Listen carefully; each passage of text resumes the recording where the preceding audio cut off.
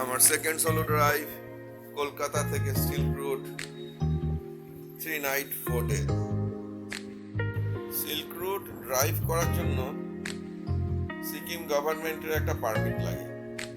সেটা ইন্টারনেটে Google search করলে আপনারা সবাই জেনে যাবেন পারমিট করার জন্য কি কি প্রয়োজন, কি কি নিয়ম, কোথা থেকে করা যাবে এইসব। তবে আমি কলকাতা থেকে একজন এজেন্টের থ্রুতে হোয়াটসঅ্যাপে ডকুমেন্ট পাঠিয়ে পারমিট করে নিয়েছিলাম। 1000 টাকা লেগেছিল। শিলিগুড়ি থেকে সিল্ক রুট যাওয়ার দুটো রাস্তা রয়েছে, একটা গ্যাংটক হয়ে আর একটা রংলি বাজার হয়ে। আমি রংলি বাজার হয়ে ঢুকে ফেরার সময় গ্যাংটক হয়ে নামবো এটা ডিসাইড করেছি। তবে রংলির রাস্তা খুবই বাজে, কিছু কিছু জায়গায় ল্যান্ডস্লাইড হয়ে রাস্তা পুরো সেই মাটির ঢিবির মতো হয়ে রয়েছে, আর গাড়ি যদি পড়ে তো সোজা কাঁদে।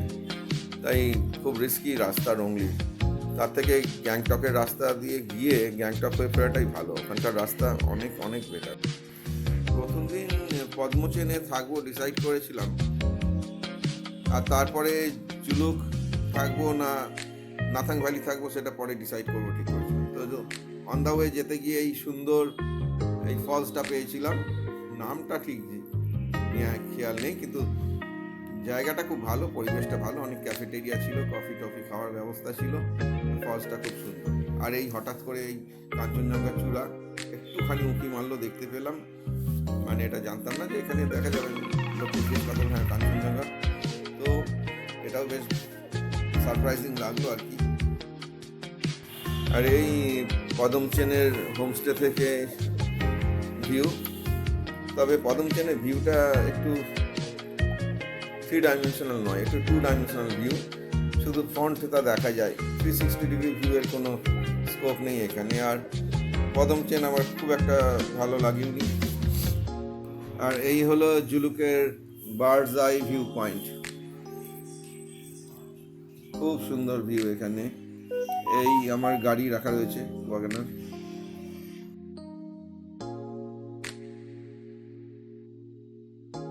জুলুকের রাস্তায় প্রত্যেকটা হেয়ারপিন বেন্ডে এরকম স্ফেরিক্যাল মিরর দেওয়া রয়েছে, যাতে অন্য দিক থেকে কোনো গাড়ি আসছে কিনা সেটা দেখা যায়, ফর সেফটি পারপাস।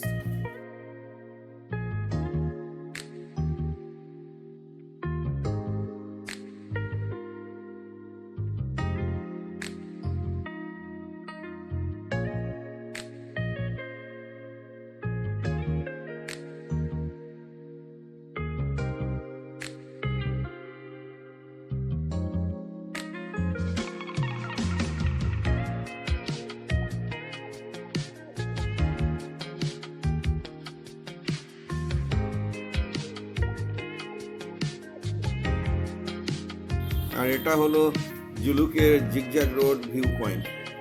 কুয়াশায় ঢেকে রয়েছে বলে জিগজ্যাগ রোডগুলো পরিষ্কার দেখা যাচ্ছে না, তবে তাও মোটামুটি ক্যামেরা জুম করে যতটা সম্ভব দেখানোর চেষ্টা করছি। রাস্তা কিন্তু যথেষ্টই চওড়া জুলুকের রাস্তা, মানে দূর থেকে দেখে রাস্তাগুলো পুরো সুতোর মতো সরু সরু রাস্তা লাগে, মনে হয় যেন এভাবে এখানে কীভাবে গাড়ি চালানো যায়। তো বুঝতেই পারছেন যে রাস্তার উইথ যথেষ্ট ভালো। আর এই যে হেয়ারপিন বেন্ডগুলো যেগুলো বলে 30-40টা হেয়ারপিন বেন্ড আছে, এই হেয়ারপিন বেন্ডগুলোর রেডিয়াসটা এতটাই বেশি যে এখান থেকে টার্ন নিতে খুব একটা অসুবিধে হয় না। মোটামুটি পাহাড়ে গাড়ি চালাবার একটু অভিজ্ঞতা থাকলে খুব সহজেই এখানে এই রাস্তায় গাড়ি চালানো গেছে। কারণ জুলুক থেকে গ্যাংটক অবধি রাস্তা একদম মাখন, দুর্দান্ত রাস্তা।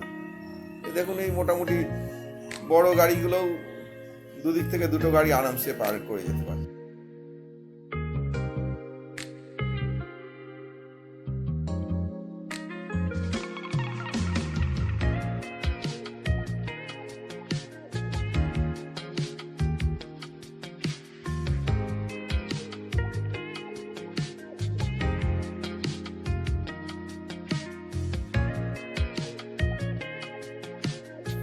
এই জুলুক ভিউ পয়েন্ট থেকে অন্যের হেল্প নিয়ে নিজের কিছু ছবি তুললাম টাইটানিক মোডে। এখানে ওয়েদার মেঘলাই ছিল, তবে ভিউ দুর্দান্ত। এটা আর একটু এগিয়ে অন্য একটা জায়গা থেকে জিগজ্যাগ রোডের ভিউ। তো এটাই সব থেকে ভালো ভিউ আমার ক্যামেরায় যেটা ধরা পড়েছে জিগজ্যাগ রোডের। খুব সুন্দর এখানে ভিউটা পেয়েছি, মেঘ অতটা ছিল না এই জায়গাটায়। এরকম বিভিন্ন জায়গায় যখন গাড়ি নিয়ে একটু এগোচ্ছি রাস্তার ভেরিয়েশন এরম হচ্ছে, পুরো রাস্তা জুড়ে এরম জিগজ্যাগ রোড দেখা যাচ্ছে। জুলুক থেকে নাথাং ভ্যালির এই এন্ট্রেন্স গেটে আসতে মোটামুটি 40 মিনিট মতো লাগলো। এটা কোনো মানে চেকপোস্ট নয়, জাস্ট একটা এন্ট্রেন্স গেট নাথাং ভ্যালির।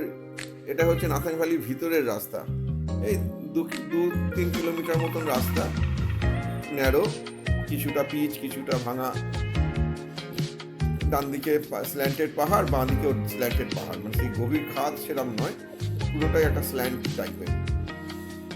আর হাই অল্টিটিউড ভ্যালি, তাই জন্য এখানে তো রুক্ষ ব্যাপারটা আছে, গ্রিনারি সবুজ গাছ অন্তত হাই অল্টিটিউড ভ্যালিতে থাকে না। তবে শীতকালে এখানে বরফ পড়ে পুরো সাদা হয়ে যায়, অত্যন্ত সুন্দর লাগে ডিসেম্বরের পর থেকে।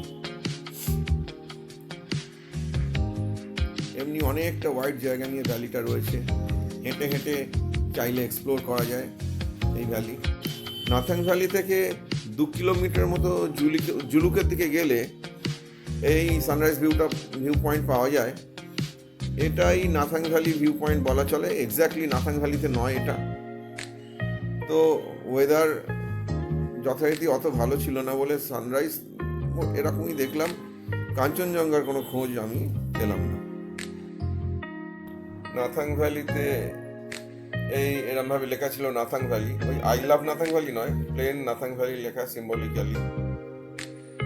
আর এই সুন্দর একটা মনাস্ট্রি ছিল। এবার নাথাং ভ্যালি ছেড়ে কুপুপ হয়ে ওখানে এলিফ্যান্ট লেক আছে, সেটা দেখে ওল্ড বাবা মন্দির, নিউ বাবা মন্দির হয়ে তারপর সাঙ্গু লেক হয়ে তারপর গ্যাংটকে হোটেলে চেক ইন করার প্ল্যান। এই রাস্তা ডবল লেন, নাথাং ভ্যালি থেকে কুপুপ যাচ্ছি, মানে পাহাড়ের রাস্তা বলে ভাবাই যাচ্ছে না, দুদিকে এমন চওড়া রাস্তা, কারণ এখান থেকে পুরো জায়গাটাই প্রোটেক্টেড বাই আর্মি।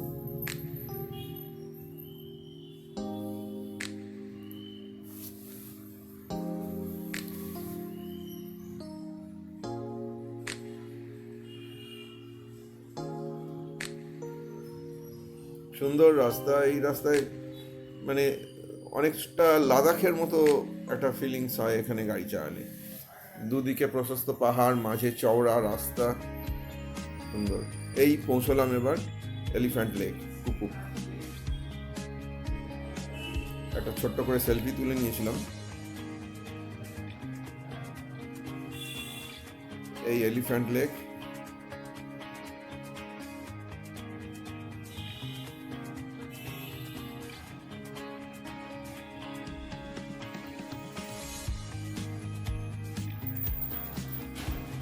দূরে আমার গাড়ি রাখা আছে।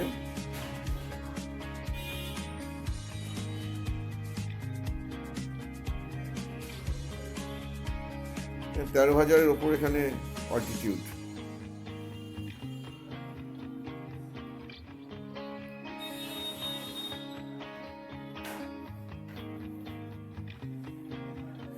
কত লেখা আছে? 13,400 ফুট।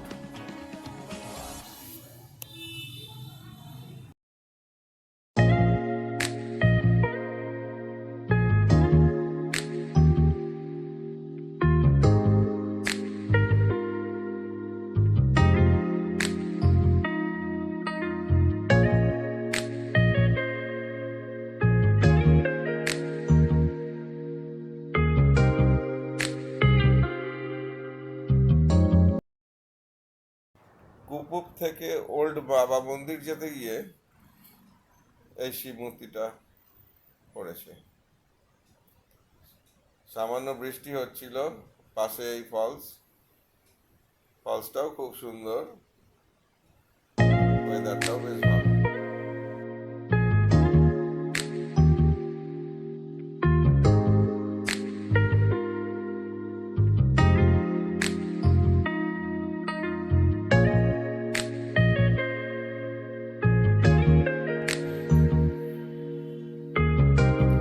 এসে পৌঁছলাম ওল্ড বাবা মন্দির।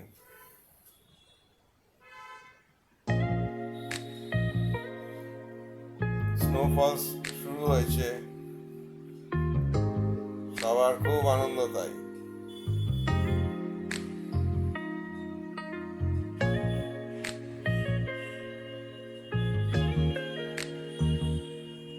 আস্তে আস্তে স্নোফলের মাত্রা বাড়ছে, বাচ্চাগুলো তো একদম আনন্দের লুটোপুটি খাচ্ছে।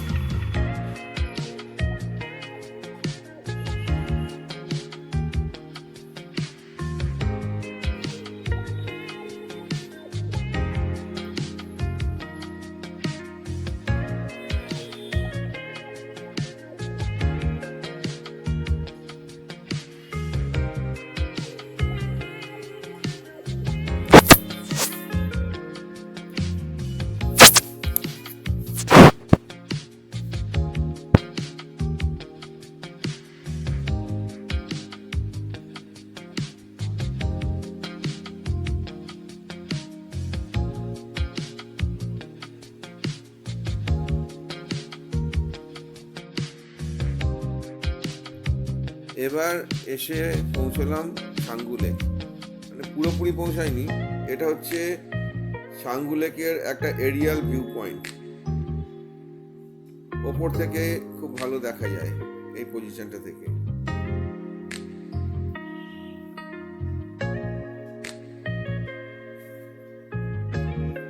ওই বাঁদিকের রাস্তাটা দিয়ে যেতে হবে আমাকে এখন।